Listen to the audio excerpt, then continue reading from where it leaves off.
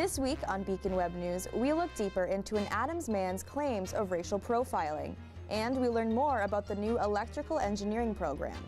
Then we'll get a look at this week's weather forecast and meet with the Black Student Union for this week's club feature. That's coming up next on Beacon Web News.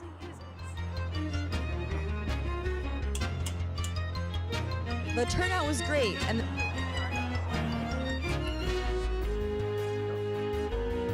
Hi, I'm Karina Mattera from Beacon Web News.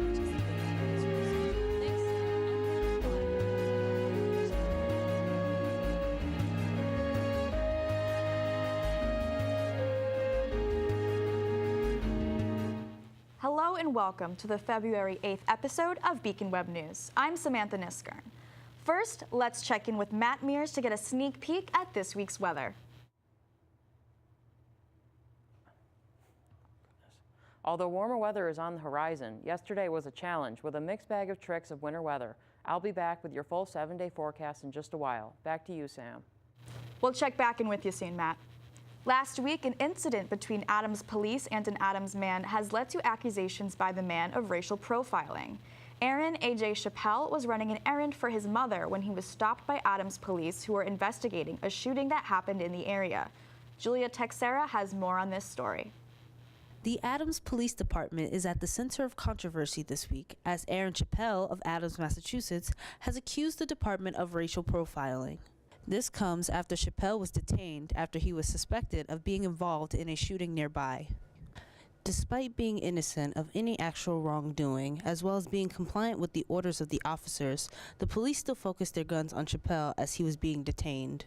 Officers quickly determined that Chappelle was innocent, but Chappelle still plans on filing a civil rights complaint. MCLA students were shocked that a situation like this could happen in the backyard of our very own community. It just seemed very extreme to me, especially the measures that the police took. Students questioned some of the protocols of the Adams Police Department. I feel like they could have not had their weapons drawn, even if they considered him as a suspect. I feel like they jumped to that conclusion without actually talking to him. Well, it was really disappointing to see that, people that are supposed to be protecting us are, having their guns pulled before, anything. At the Adams Board of Selectmen, Adams Police Chief Richard Tarsa made a public apology and assured that the situation is under investigation. Officers also apologized to Mr. Chappelle for any inconveniences that were caused. However, even though Tarsa ensured that a situation like this would never happen again, the reality for most African Americans is that this has become a daily aspect of life. So much so that it's cost the lives of many Americans, including Trayvon Martin, who would have turned 23 this past week. I feel like police officers have to question their unconscious bias, to question their inherently racist attitudes, because this is a racist society, and we're built upon destruction of bodies, especially black bodies. Racial profiling is a huge issue throughout this country, but at the end of the day, it is up to us to put an end to it. For Beacon Web News, I'm Julia Teixeira. As we're still in the beginning stages of the spring semester, don't forget to take advantage of MCLA's Writing Studio, where anyone who needs assistance in the writing process can get help from trained writing associates. You can schedule an appointment with the studio at any time through mcla.mycwonline.com to meet one-on-one for writing help. Mark your calendars for Saturday, April 21st, and join the fraternity Pi Upsilon Pi for a 5K cystic fibrosis walk. Check-in starts at 10 a.m. and the 3-mile walk will begin at 11 in the Church Street Center. This year, the goal is to raise $11,500 in an effort to help those suffering from fibrosis. Tickets are available at fightcf.cff.org. MCLA offers a variety of majors, minors, and concentrations, and they just added one more, electrical engineering. The new STEM concentration launched in January, and BWN's Karina Mattera dropped by the Feigenbaum Center for Science and Innovation to learn more. This spring semester, MCLA began thinking of a new electrical engineering concentration. Stemming out of the Department of Computer Science, this concentration will open new doors for students as they have more opportunities dealing with technology of our generation, like laptops and iPads. With new technology constantly being released, there is a high demand for computer science graduates. So I know that Mike Dalton's been pushing forward for a while now, and because he's in electrical engineering, so he's been looking to get involved in the school, but we don't really have the teachers for it in the department right now, which is too bad, but hopefully it grows. This new concentration will be adding new impressive programs in STEM fields of science, technology, engineering, and math. Students will be actively involved in learning situations with different ways of communication, computer organizations, control systems, advanced circuit designs, and much more. As a computer science major, I'm excited to see where this concentration takes the department. If you think about it, as a community, we use so much technology to get through our daily lives, but that technology has to come from somewhere and somebody. It's a very demanding major, and a concentration in electrical engineering will definitely bring in prospective students. I think that the electrical engineering concentration will bring more students into the computer science department, and I think it'll strengthen the computer science department as a whole, because I think it'll recruit more students and we're going to get more professors. By MCLA opening these engineering doors for aspiring students, they are giving chances and experience that students at other institutions most likely will not be receiving. This concentration will definitely be something you should consider if you're looking to go into the engineering field once you graduate. Valentine's Day is coming up next week, and to celebrate, you can spend the afternoon at the Clark with your special someone to enjoy a few hours of great art and love-themed activities. You can write a love letter to your favorite artwork or artist and share it on the message board in the museum pavilion. Enjoy a special Valentine's Day treat from Cafe 7, sit in on a rare book talk, or create an artistic Valentine for your sweetie. To get in on the action, stop by the Clark on Valentine's Day between 1 and 5 p.m. And to kick off Black History Month, Karen Canella met with the Black Student Union from the Alana Council for this week's club feature. Karen? This week's Club Spotlight is on MCLA's Black Student Union.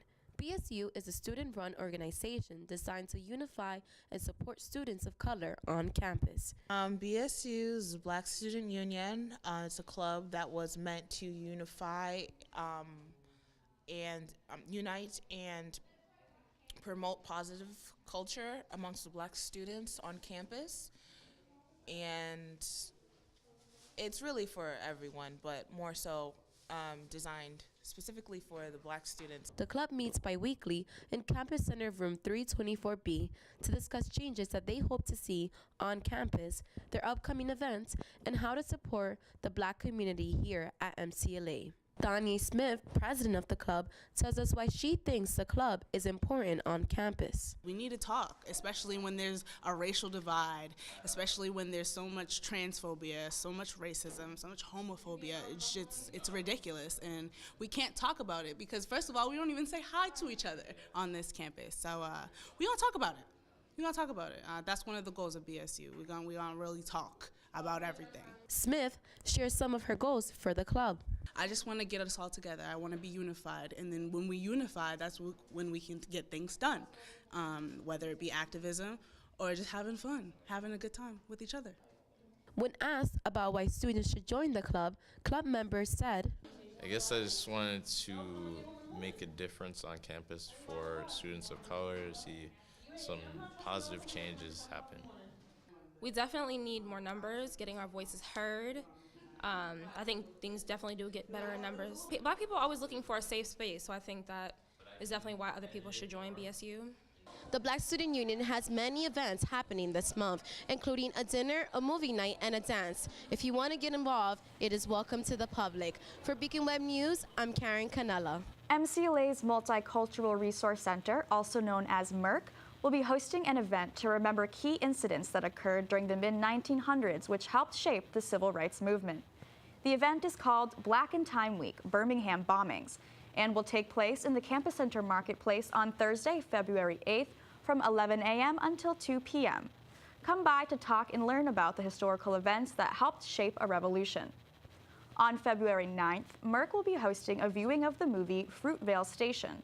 The film is based on the real-life story of Oscar Grant III, who was shot and killed by transit police. The movie will be shown at 7 p.m. in the Sullivan Lounge with a follow-up discussion afterwards. Snacks will be provided. Join in the celebration of Black women on Thursday, February 15th for the Women of Color Dinner.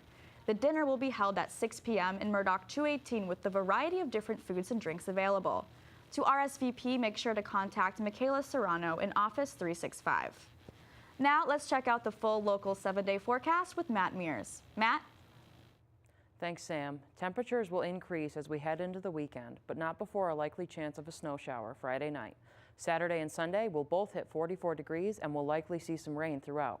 And the start to next week is looking fairly bright. Expect mostly cloudy skies and temperatures in the mid to high 30s. I'm Matt Mears with your BWN 7-day forecast. Sam?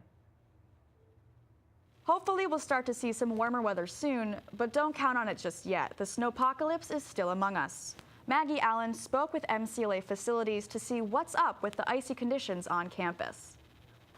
New England winter weather has been harsh on MCLA's campus, and students are not happy with the way sidewalks and parking lots are being treated. Senior Catherine Dumaine shares her feelings about the sidewalks on campus. They're pretty sucky. I had to walk in the middle of the road. It was safer than on the icy sidewalk. She tells us how she believes facilities can help the issue. I think just keeping up with it, because it's been accumulating for like the last couple of weeks and they haven't really done anything. I feel like just like sanding down or like taking care of it as it goes would be so much more helpful. Someone who's not afraid of the snow is Alaskan native Brooke Corpel, who laughed about her experience walking to class. I was coming out of the stairs out the other side of Bowman and just like really slipped and fell, but like nobody saw, so it was cool. Some students are not so easygoing when it comes to sidewalk conditions. They take to social media to share their concerns about the ice, many complaining about unshoveled walkways and actually falling on their way to class. Vice President of Administration and Finance talks about the protocol for a potential snow delay or closing. So some of the protocols that we have is that when there's any potential weather that's coming, I'm in communication really at 3 different levels, and usually the day, the morning of. So, 4:30 in the morning, I'm in contact with public safety because they usually are in contact with local law enforcement and state police. State police usually have a good handle on what's going on regional road conditions, and then also the facilities crew here, so they know, what conditions look like on campus. I take all of that information and then I make a call to the president with recommendations about do we delay, do we close, what's the best course of action. Closures and delays of the campus all depend on this. Sometimes it's about how much time do we think the crew needs to sort of address, really the key issues, which are sort of parking lots, walkways, accessible ramps, and staircases. I mean, those are really the important things. That's usually what kind of plays into the decision about, is there going to be enough time for us to get campus open so people can traverse safely? The most recent snowstorm left sidewalks icy and dangerous. I think this last storm is the one that really was It was a difficult one because, again, crews were in at 5 o'clock that morning, but it was one of those that it was a lot of slush, and then it really turned. So 5 o'clock when they were clearing, it was slush. A little bit after 6 o'clock, the weather turned. I mean, the temperature dropped significantly, and that's when we started to get a lot of ice. So I think that made it a little bit more challenging. We did have a little bit of a melt yesterday afternoon, and the crews did try to address some of the more challenging areas, but they're back out there again today to resalt, to resand, to try and take care of those. If you've been sliding around campus this week, this is Behan's advice to you. I don't want to sound parental here, but I think we are in the Berkshires and it does snow here, so I think if you dress appropriately, including your footwear, you should be okay. If there are any areas that you see that need attention, please call facilities. Please do give us a call and we'll have someone out there, immediately. Maybe there is some spring weather in our forecast that will hopefully melt this ice.